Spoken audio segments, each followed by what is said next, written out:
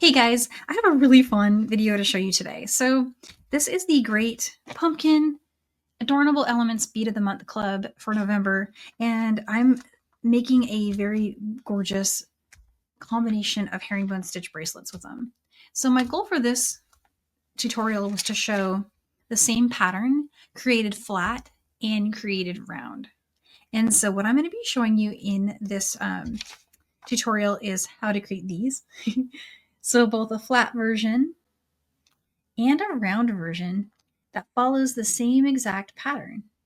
And it's just an easy to follow color block. You probably can make it without even looking at a pattern. It's just rows of 4 that are solid blocks for the most part, right up until they get to where I started doing a column by column color change, which on the round you see when you flip it, but it looks really cool. It gives it kind of like a multi-dimension. It's a little asymmetrical. And then, of course, they're finished a little differently. I was, at the end of this video, going to show you 2 ideas, one for rope and one for flat. Flat, I just put a toggle on there with some seed beads. And then for the round, it's got 20 gauge wire. That's a nod to my friend Nile, who taught me this using his pipe chain. I thought, oh my gosh, if that works for pipe chain, how cool would that be for this design? So in the links below in my description, I'm going to show you what I used here, which is 20 gauge wire. And I did use some tools. So the tools I used that will really help you, I used one of these wooden mandrels to form the bracelet after I'd created it. And then the other standard tools I used were things for making a wrap loop. So flush cutters, round nose pliers, and chain nose pliers to finish everything up. And that's all you need. And just some scrap beads that you've got. All right. And then I explained beading thread as well. I'll put some links in the description to today's beading thread, which is I used an S-Lon fire. But again, anything like Fireline, Wildfire with herringbone, I do recommend going into a stronger thread. And I talk more about that at the start of the video here. So let's dive in.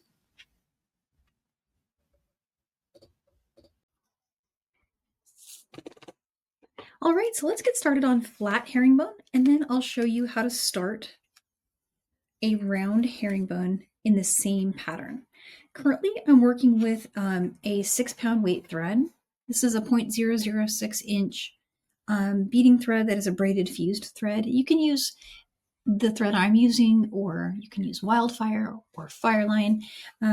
Anything like around the 6-pound or 0.006, kind of, even like a 4-pound would work with 11 seed beads. That seems to be a really good a really good measurement.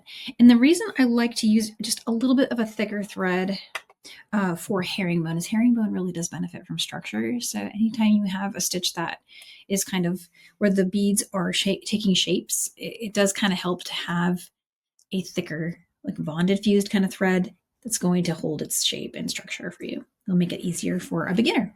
All right, I'm going to go ahead and cut about a wingspan. Start with a comfortable length. You will probably need to add thread.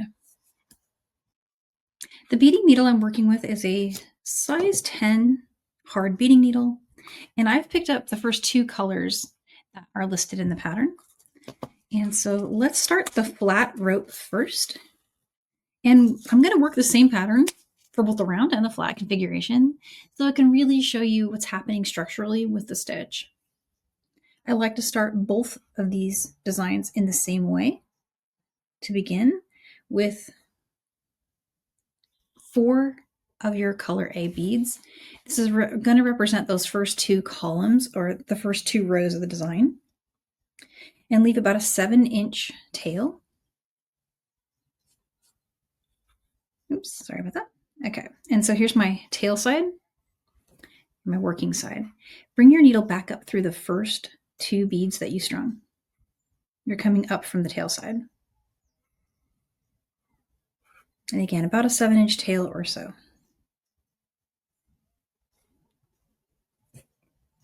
You should get what looks like this little square popping shape there. Bring your needle through the second set of 2. Keep it tight if you can. Sometimes it'll loosen up on you when you bring the needle through, so if you want to, what you can do is just, before you continue, just tighten by pulling on the working and tail side here. And then pinch everything in your hand and bring your needle through. So there's 4.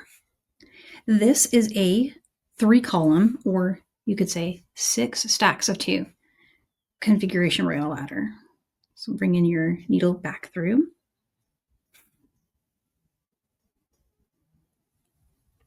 You can start herringbone with a peyote row, but for this type of rope and or flat stitch, I do think, especially for ending it in a way that looks like the start, laddering is just a little easier. And I'll show you when we get to the end, you'll see why the laddering kind of makes sense for herringbone as a start, based on the way we're going to finish it, basically. And that's true for both the flat and the round stitches. So you see I'm just laddering. And it's okay to flip the work in your hand so that you can work in the direction you'd like. With ladder stitching, you tend to change direction back and forth, then back and forth. So we've got 4. We need a total of 6. So let's go back through here. And we'll head down through the set we just added. And again, if it loosens up on you like that, see how it's making all those little gaps? Just pull on the working thread again before you bring your needle through. That should tighten everything up for you. Got 1 to go.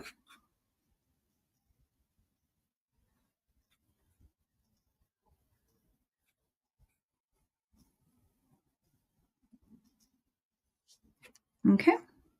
And then back up through the 2 you just added. And again, if it loosened up on you at all, just pull on that side that's coming out of the last set. All right, so you should have something that looks like this. Now, because we're going to do a flat rope, we're going to need to step up. Later, I will show you in the round where instead of a step up, you perform a join. But for now, since we're working a flat version of this pattern, I'm going to show you how I like to do a step up. Now, step ups can be done in a way that your thread doesn't show. But for the purposes of this tutorial, I'm going to do a thread show method because that is the most beginner friendly, I believe. But some folks like to do a little turn and or use a 15-0 seed bead, maybe like 2 of them to use as a cover for the thread on the side. All of these are great options, but just for the purposes of illustrating, I'm going to go ahead and just do a regular step up, which is you bring your needle through the bead that's above the one you're exiting. And this is what we'll do throughout as we make our step ups through the rows. One awesome thing about working in the round is you don't have step ups, so you have no thread showing in the round without having to add any beads or do any special turns. So when we get to that, I'll show you that. You will love it.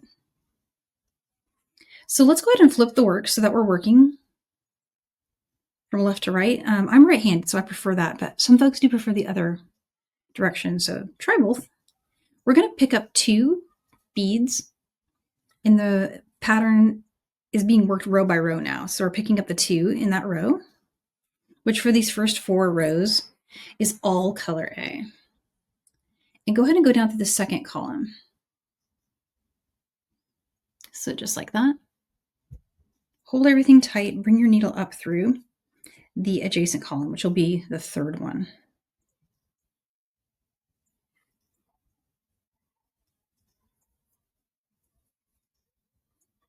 All right, pick up 2 more. And then head down through the next one, which will be the 4th.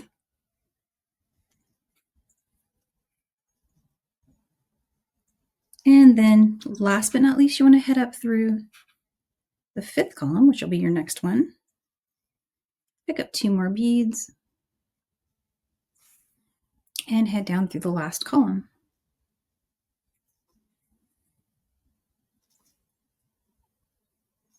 And you'll notice me kind of tapping the beads.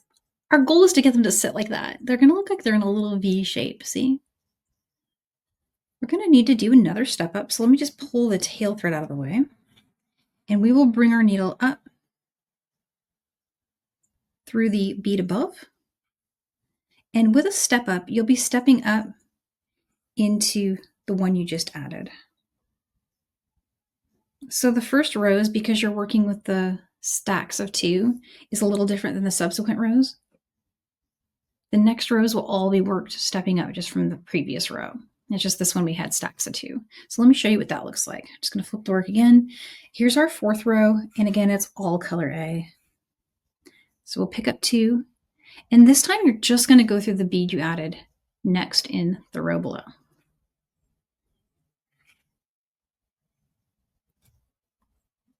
Watch out for tangles. I seem to have gotten one here. Sorry about that. The first couple of rows tend to have higher risk for tangles because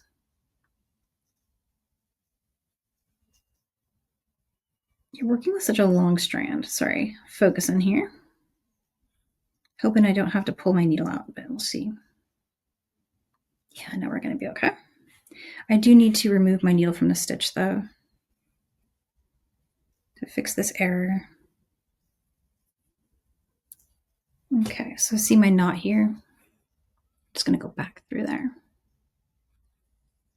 It's okay to go slow. Pay attention to what you're doing. There we go. I might leave that in just to show troubleshooting a knot. It's often a mystery how it formed. But see how long of a strand I've got going here. All right. So there's my start of my 4th row. Here's stepping through the next bead. You just want to come up through the next bead in your row. And from here on out, gentle tension, not like super tight tension, is recommended, because herringbone is one where you can warp the, the way that it looks nicer under like maybe a medium tension. There's your V shapes. And up. 2 more down to the last bead here.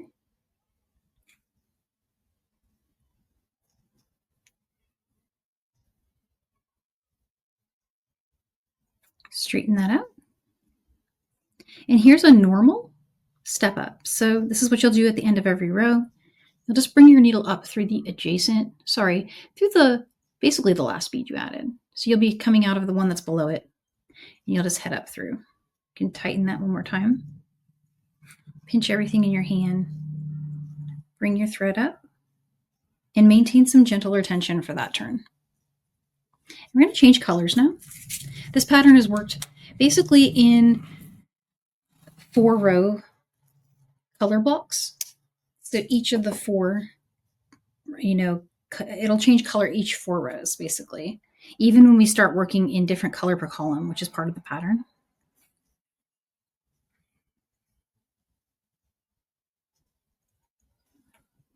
So let's just do this row together.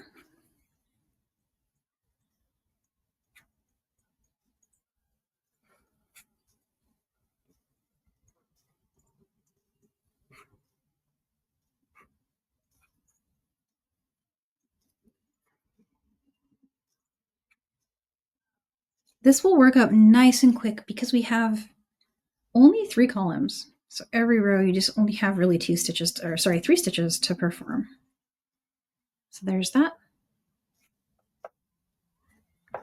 And then again, you're just going to go through the row above, hold everything tightly. If you want to give it one last little tighten, you can, and then pull through. So let's do one more row together, just so you can see it flow in, and then I'll explain the pattern a little bit.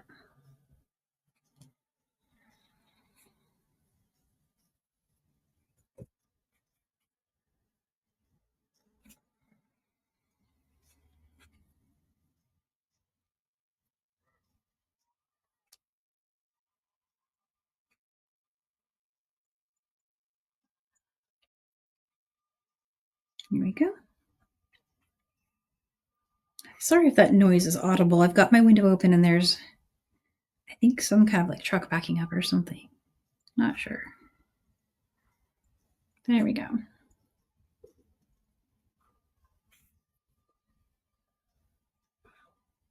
All right. So you see how I'm kind of like helping the beads? I don't even really think about it. Sometimes just come back along and just help them all stay in that configuration. Over time, over the rows as they grow, as the length of this bracelet grows, you're going to see just how cool and very like just felt looking fabric-like the beads start to become as you make this longer. So I'm going to carry on just like that. And let me just explain the pattern just really quick. So here's the pattern. And the way that I've been working it is I started from the top. So if you want, you can always just like kind of flip it if you want to start from the top like I did. And then just work this way. So you see we are working on just this little column here. We're going to complete just working in blocks of 4 until we've used every color in the palette one time. And then when you get to this spot right here, what I did is I worked with the colors that are shown in both column color changes and row every 4. So now just for this section, this looks really cool in the flat, but it looks even more neat in the round configuration. So both really cool, but you'll see it starts with these colors here. It just kind of works this direction. And you can always change it up if you want to, but I think that this looks really neat just like it is. It has a really cool, actually, let me go ahead and show you just a little sneak preview of the round version. So we've finished right about here. This is just the round version. We're going to continue every color till we've used every last one, which is right here. And then you see how it starts working in every column is different. Isn't that neat looking in the round? And then as you get to the spot, I switch back. And it kind of puts this kind of like a little bit asymmetry, the section that has the column count changes or the column color changes. Anyway, long story short, this one I'm going to show you how to finish, and we're going to show starting it, but it definitely looks cool. The flat version is going to look just as neat. So let me go ahead and work this along. All right, so here's the finished flat piece. And I'm going to show you how to do the ends. The ends are very easy. All you need to do is right when you get to your last row, we're just going to complete the last row slightly different than we usually complete a row. So go ahead and pick up the 2 beads to start your herringbone. And forgive me, I'm just checking out the focus. Good, okay. And we're going to go ahead and go through the next bead just like you would with a regular herringbone stitch like we've been doing. Okay, so you'll see you'll have that little pop. And now you just head up through the next bead. So far, nothing different. But let's go ahead and pick up 1 bead this time. And the reason for the 1 bead is we're going to go back through the last 2. Let's see, like that.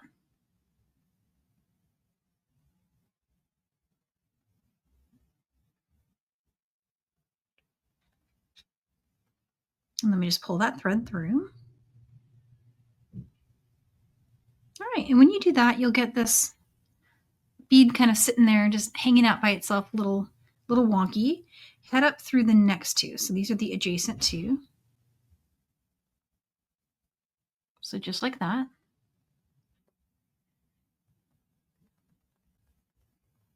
Okay. Then pick up 1 more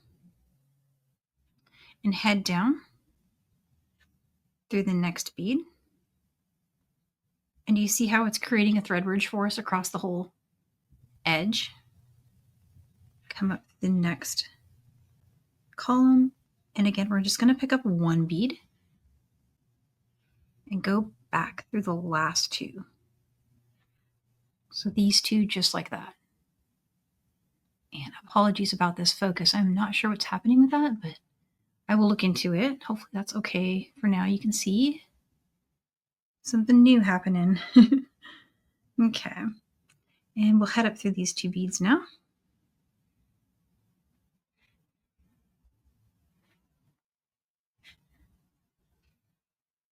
Okay, and last but not least, we'll pick up 1 bead and we'll head down through the next bead. All right, and that finishes the edge.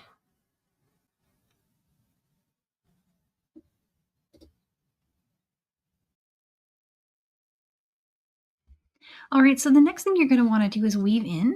And weaving in is really easy. You just go through a few beads, make a step-up turn anywhere in the work that you'd like. And then you just want to go ahead and follow your existing thread path through some beads. Herringbone weaves in pretty quickly because there's lots of places you can make really handy little turns. And as long as you're just keeping with that same convention and not, breaking the little V shapes of your stitches, it should work out really nicely.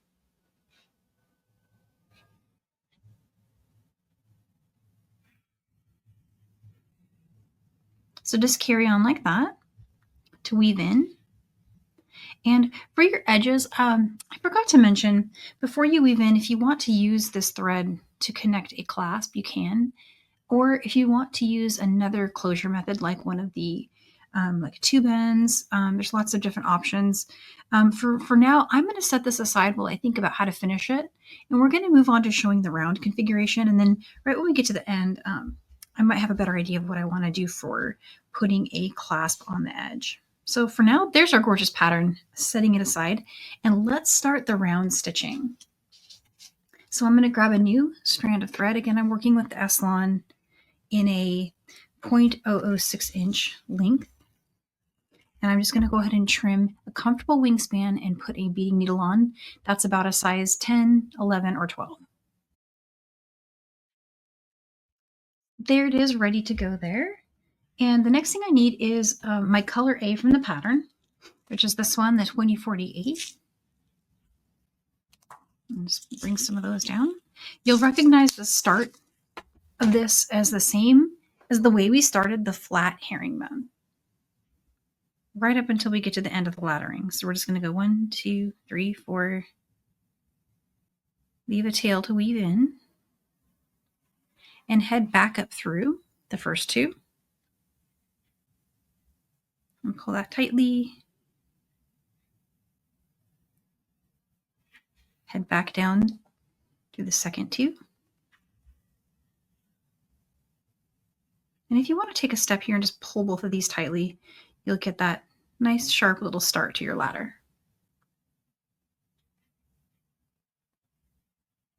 And then we're going to pick up a bead, 2 beads, sorry, and go through the last two.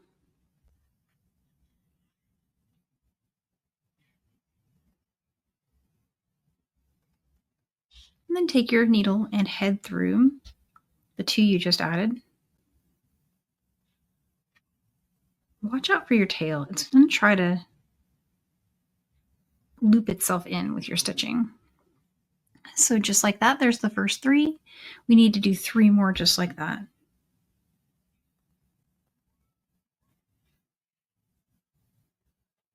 And now that I have something to hold on to, it gets a little easier. There's 4. Here's stack number 5.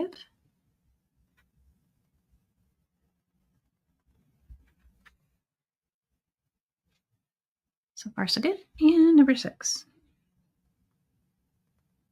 you see, we're just kind of looping through.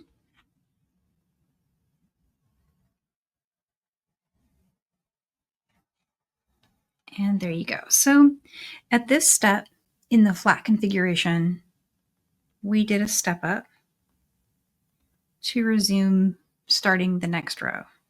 In a round configuration, we want to join the round. So we're going to bring our needle over here to head up through the stack of 2, coming in from the location the tail is exiting. It's going to pull it into a loop, just like that.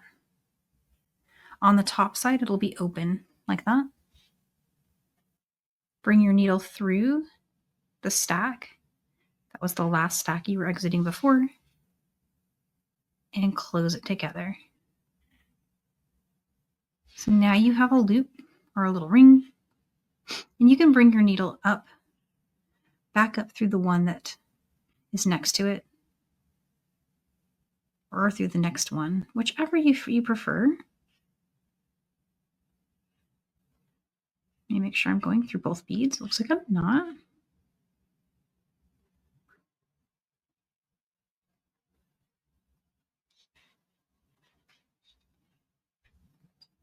So I'm headed back up through the one that the tail's coming out of.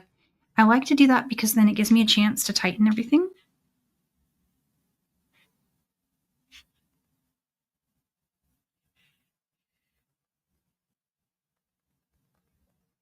So now I have both of my threads exiting from the same stack of 2, and I can kind of pull like that just to tighten it all up. So now we have this little loop. It's not really holding its shape very well, but if you have a dowel or even just some, what's it called, round nose pliers, you can help fan them out a little bit just to get a good visual of the ring. Now this, the one that I'm making, the inside diameter of this is probably no bigger than 1.5 millimeters. So it's really thin. It's about the size of a string of leather or a strand of leather, which is my plan for how I'm going to finish my, that's actually my favorite way to finish ropes. Ropes can be finished lots of ways though, including beading wire with beads on either end. Memory wire is a great way. You can put 20 gauge wire through, shape them into a round shape and wear them like a bangle. Ropes are really, really cool for lots of different applications. So just to think about, like, what do you like to do for your bracelets? What kind of bracelets do you like to put on? How easy is it to clasp a bangle? You know, things like that. I've seen some where they put the 20 gauge wire through and put wrap loop on each end with some charms that have a clasp on one side and a jump ring on the other. So I don't know, some of that stuff might be fun for us to play with. But let's get the stitch down. That was how to start it. And then just decide right now, do you want to work clockwise or counterclockwise around your ring? Do you want to go this way or do you want to go this way? If you're somebody who prefers to do herringbone stitch from left to right, like me, you're going to want to start going this way, which I believe is counterclockwise. I'm not sure if it's flipping on my camera, but that's where I'm working. It's kind of like right now I'm working from 6 o'clock to 4 to 2, you know. So we're going to pick up 2 beads and we're going to go through the next stack of 2. So we're just like on the flat one, we're going to work through the full stack of 2 on round, the first regular row, or round 3, you could call it. So you see how that's going to stack like that. So it looks just like our herringbone stack, very, very similar. And now head up through the adjacent.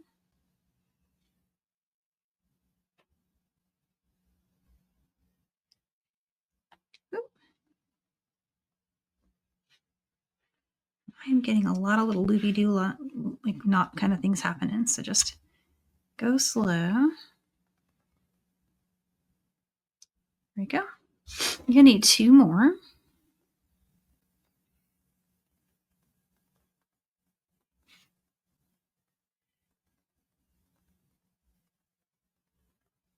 Up through the next one. Last but not least, you need 2 more. Down through the next one. There you go. So pretty awesome. Easy to do. And what your step up will look like on the first round is you'll just head up through the stacks of 2 and that first bead we added in round 3. And I'm calling this first row round 3 just because you see it's 1, 2, 3, and I'm just kind of remembering in our pattern that at this point we've got 3 rows going. You'll be back where your tail's exiting when you get to this step. I have 1 more row just like this to do, but this is going to be a normal row, and this is what all the rows are going to look like from the rest of the design. We pick up 2 beads, and we just go through the next bead. And they should pop in place for you like that.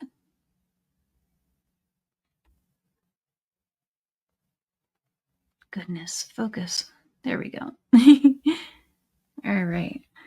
And then we'll head up through the next one.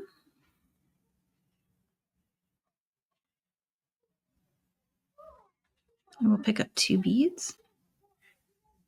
Head down through the next one.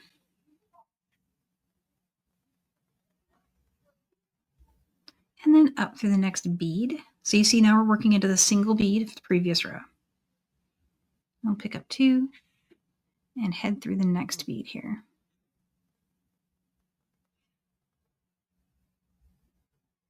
And I kind of have to help straighten them out a little bit sometimes. And from here, we have a normal step up.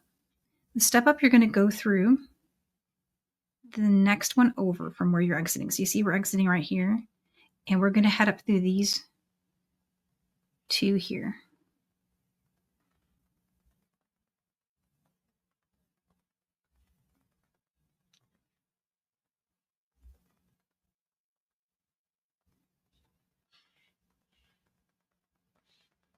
So it looks pretty neat.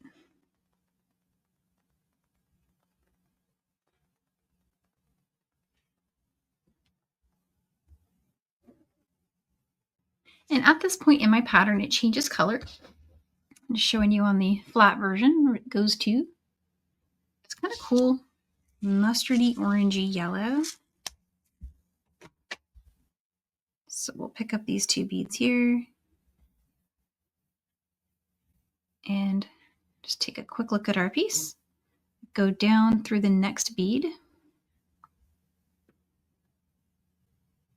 Help it sit. One trick to helping it sit, if it's doing that on you, which is often pretty annoying, you can kind of pick up the first bead with your needle and just press the other one. And then usually the second one will just nestle into place like that. Also, lighter tension tends to be an advantage here. So I'm going to head up through the next bead here.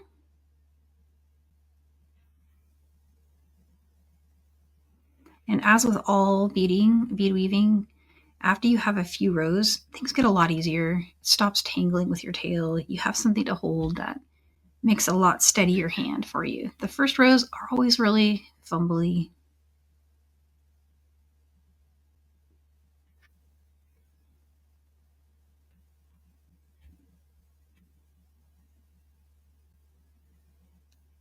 All right.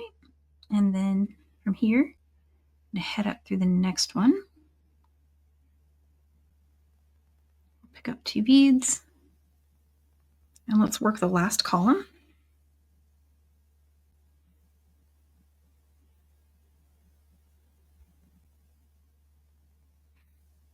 See? Pops right in place. Here's a step up through this bead and through that bead. That's what a normal step up looks like. And so this is a 3-column design. Do you see in the flat ones the 3 columns? Oh gosh, focus there. 1, 2, and 3. And you see, just bringing it into a round is essentially what we've done here. So if you complete that same pattern, it gets really interesting when you get to this spot where you get to be doing a different color for each round. And the way that I worked that is I worked it in order. So let me show you on the pattern, the printed pattern. When I got to that spot, immediately after you've done your step up, will you start the next row? You would do a column of A, a column of B, a column of C, and step up. You'd repeat that for the total of 4 rows. And then when you do your step up after the 4th row there, you would start with color D, color E, and color F. So you're changing rows. Basically, you're changing color just like you were on the flat with every stitch for some of these rows. And it looks really cool when it's done. And so that is how to do flat versus round. So let's do a little cooking style show here. And we will show the finished one. And I don't need these beads anymore, so just let me scoop those up really quick. I use a little bead scooper and just put them right back into the container. It's really nice. So here's the finished one. I don't have the edge done. Here's what it looks like where we did the little color changes. Let's put it next to this one so you can really see how cute. It comes out pretty neat.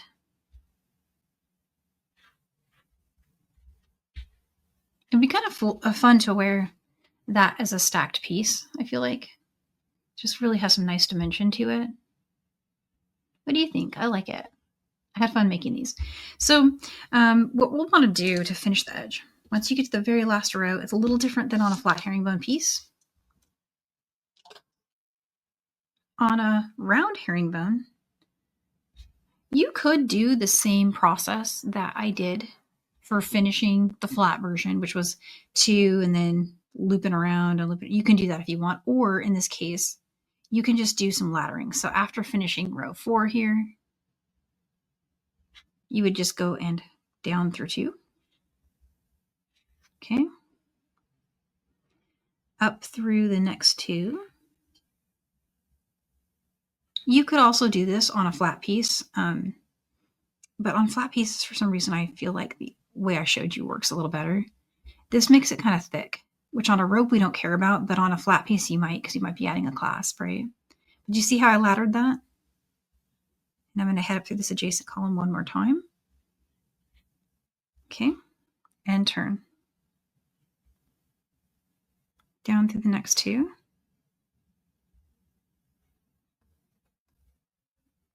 Up through the next 2. Back through the last 2. Up through those next 2 again. Turn. Down to the next 2. And this is our last gap here. See? Up through these.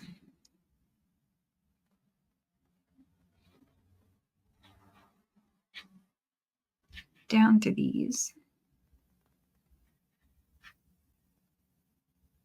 And from here, you can weave in. There's your edge. And so again, this rope is complete after I weave in my ends, depending on how I want to finish it. So let me run and get, I think what I want to do is grab some wire, maybe, I don't know, I'm kind of thinking maybe of doing 2 different kind of versions here. Memory wire could be really fun. Let me weave in my ends and then I'll show you the, we'll just play. We'll play with a few ideas. So I was intrigued by the thought of trying out the 20 gauge wire idea. I'm not sure if this is the one I'm going to stick with, but let's take a look at what it would look like. Really tiny. So small. Like that. Let me try to make it so you can see it. There we go. That was like the tip of those fine chain or round nose. Sorry. Okay, that's going to work. All right, so you just need to make it really tiny. Again, this is 20 gauge wire that I am experimenting with. Highlight word experiment. I got this idea when I was working with Neela. He was doing this for pipe chain. And so I thought, hey, if it works for pipe chain, it's going to work for my ropes too. Pretty cool. So there it is. Yeah, this works. So we could finish these ends with any kind of thing we want, with maybe like just a wrapped loop and some beads. And that, I think that's what I'd like to do. So let's give ourselves lots of edges. So I'm trimming it free from the spool. And then I'm going to just go through my bead stash a little bit and see if I find any pretty beads that I think would look cute with this. I have a little box here. That orange is going to be beautiful. And then maybe we'll do a green on another side. So that one and that one. Millefiore is so pretty. Oh, I love this. Okay, hang on one sec. I'll just pop that back up there. All right. Let's start with this end. And we'll feed it through. Oops. I wonder if maybe finishing one of the ends might have made sense first. I don't know. Probably could have. So let's do this.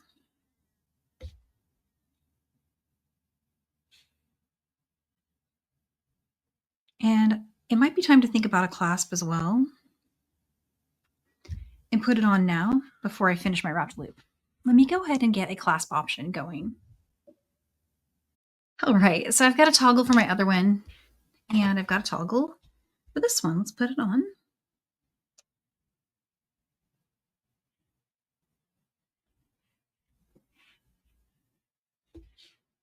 And forgive me, I'm going to go ahead and lift. There we go.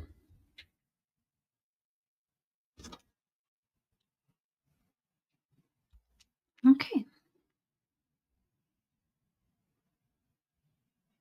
And let's use some round nose pliers. This is pretty thick wire.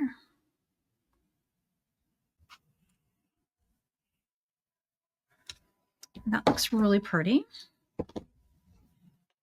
I'm going to trim the end.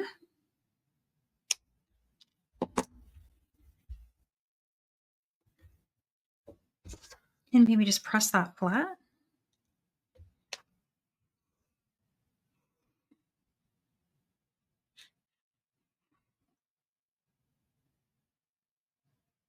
There we go. Perfect. Okay. There's one side complete. Looks good. And now it's time to start forming. If you have a forming tool, like one of those wooden formers for like a bracelet, I do have one handy. And I'm going to run and get it really quick. 1 second. So I have one of these round tools. It's an artistic wire tool. Let me see if I can get that to focus for you for a sec. It's probably not coming over, but this came from S-Lon. It's an artistic wire. I'm not sure what it's called, but before I post this video, I'll drop a link to it. I'm sure they have it on their website that you can get it from there. And so actually, I'm going to need to raise up a little bit because I like to work with this tool flat. Let's make my camera really high. There we go. All right, I might even move the tray a little bit. How's that working? It works. A little bit. Okay. I'll do that.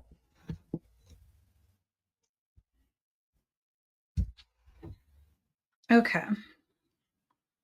I think my bracelet size is going to be this, like this step here, my thumb's moving. But we're just going to go ahead and wrap it around. Hold on to the step. And that should do it. See how I'm getting that to fit? So now that I have my shape formed that I like, we'll set this here.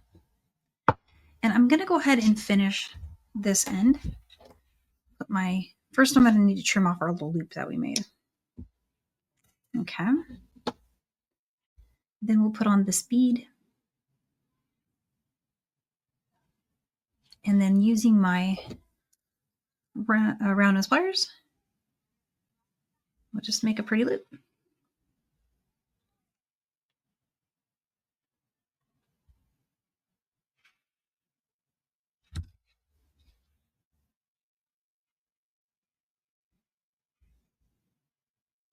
Oh, and again, I might need to open it. It's a very powerful wire here. And then I can close it again. And I'm just going to let my bracelet keep its shape while I'm working. And this one, I have a little more to grip on here so we can form a pretty wire wrap. That looks pretty nice. I'm a bit of a novice with wire, to be totally honest. I don't really do a great job with it. It was one of the first things I tried in beading, but I never quite got expert at it, if that's a word. There we go. I think seed beading took over so early for me that. Let's bring this back over. Look at that. So cute. So I'm just using that to go ahead and form the shape. I can even bring it up a little bit. Form up there a little more. Okay. So if I want to go ahead and put my toggle clasp bit.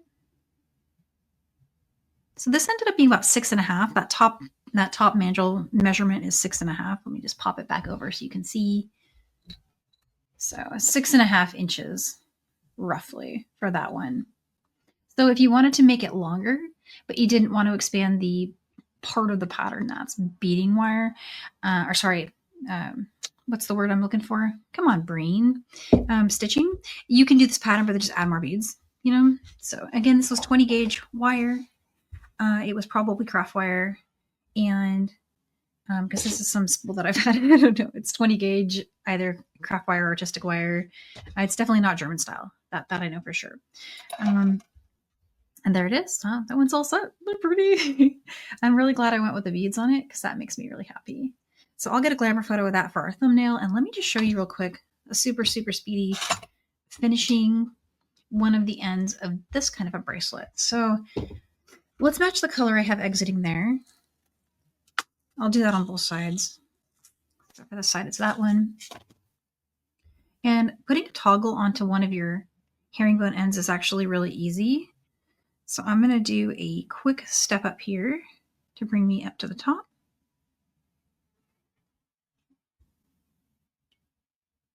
And then I'm just going to weave to the center. And the cool thing is on this design, we have a center column because it's only a 3-column design.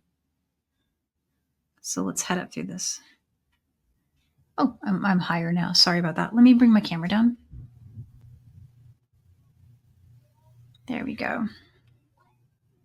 I wish I chose a craft that was not so macro focused because it really is the most challenging to get focus on seed beading. I think it's the when I first heard about like teaching seed beading over like the internet, I was like, no way, because I couldn't imagine a camera being able to focus, and I still struggle with it after all this time.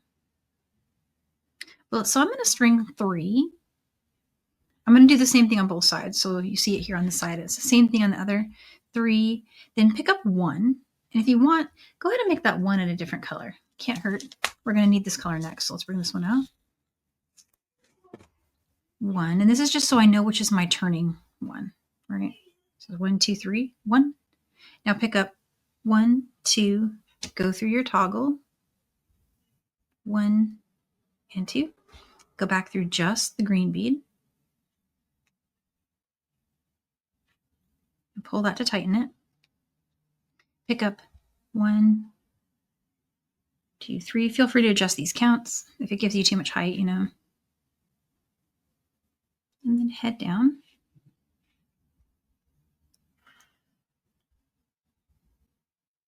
And there you go. So you're going to need to reinforce that. And one thing you'll notice is on one of the sides, your herringbones are going to be facing that way. So you can't just do a turn like this. That would ruin your beadwork. So what you'll want to do is bring your needle so that you're just in this top row. And that's the row that we laddered together with that little operation at the end. So you can go ahead and make a turn like that just in that top row. For all the other reinforcement passes you make that work down here, you may want to use thread bridging, and I'll show you that in a second. But let's go ahead and make another pass through this. I'm going to go up through all of these beads.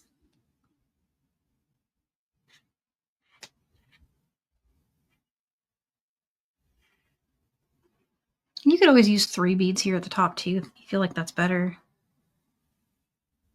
Sometimes 3 beads makes a little more of a circle pop around clasping like that. Boop. There we go. You want to go through that bead. And then through this one and through here. Okay, so if you want to make a turn further down, the way to do that is to grab the thread bridge that's underneath the bead you're exiting. So I'm exiting this one. So I would want to grab one of these. So for example, that one. I don't know if that's showing or not. Can you see it? I got that thread bridge on there. And now I can make a turn. Make sure your thread doesn't do that. There we go. It was hugging the bead below. You don't want it to do that. But there, that's a turn. So 2 ways to do it. Reinforce that at least a couple more times and weave in and trim. There it is, reinforced, weave in, trim, starting side, same thing. This side, you remember we have a laddered row to go through, so you want to go through 2. And this is my tail thread that I left at the beginning. We'll pick up 3, and we'll pick up 1, 1, 2. Go through this one. 2 more. String that down. Head through just the orange bead. Pick up 3 more. And then head through the second half of that center column. And check this out on this side. It's a lot easier to make your turns. So you can go down into the beadwork like that. See how the herringbone's headed this way? You can make a easy reinforcing turns on this side. So it's a lot easier to finish the starting side than the finishing side for that reason. You don't need to use the thread bridges. Just reinforce that, weave in, and trim.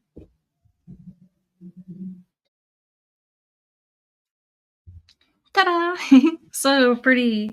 So there is my gorgeous, great pumpkin designs all set. This one is one of my favorite things I've made in a while. I love this. I do love a good rope stitch. And this whole trick of putting it on the wire is really, really fun. And it's not something I'd done before. I just kind of really wanted to try it. And so I really like that. Like it holds its shape. And then of course a gorgeous, how cute is that? Just gonna clasp that really quick. And the same with this one. Let's put it on. I want to see kind of how they look together. Oops. Maybe I should use a smaller bead. It's totally possible, but I think a smaller bead might be easier to put on yourself. A smaller bead in front of the bar side of your toggle. That's always kind of a win. And I always forget to do that because I'm just kind of lazy. All right, just gonna put this on. I'm really bad at putting bracelets on myself. Also, if you're using a really tiny toggle, the good news is now once it's on, it's not going anywhere. So it's on there pretty good. Look how cute these are. So that is truly my favorite thing I've made in a long time. And then I'm kind of going to spin these a little bit, the rope. See if I can get them to not spiral like that, but I can easily fix that. Yeah, look, it matches. Actually, I might have put them on exactly the same. Yeah, I did. See? Row by row, they're exactly the same. So that is pretty cool. Let me just raise up a little bit so you can get a better view. I feel like my camera is just not focusing today. What's going on? But yeah, look at that, cute. So there's the finished 2 bracelets and my jumpy camera. All apologies, guys. I hope you love it. And again, I used a collection that I got from Adornable Elements. I've been getting the Bead of the Month Club just to keep me creatively inspired without having to really think about it. And this one that I was using tonight is Great Pumpkin. And then I'm probably going to do one more like reprise of another earring that I did last month. I made a pumpkin earring that was brick stitch with delicos. Wouldn't it look cool with the 11 O's? So I'll link that one in the description too as another pattern you could try, but with the rounds, because fringe looks amazing with rounds, and it was like a brick stitch and then turned to fringe. That could also be really cool with this colors. This colorway is very cool. And this will also be a really cool colorway in the summertime. So it's definitely I'm feeling the fall vibes. But what beads would you put here? I'm curious. Let me know in the comments what you think, what beads would look cute there. All right. So thanks so much for tuning in, guys. And I will see you for the next one.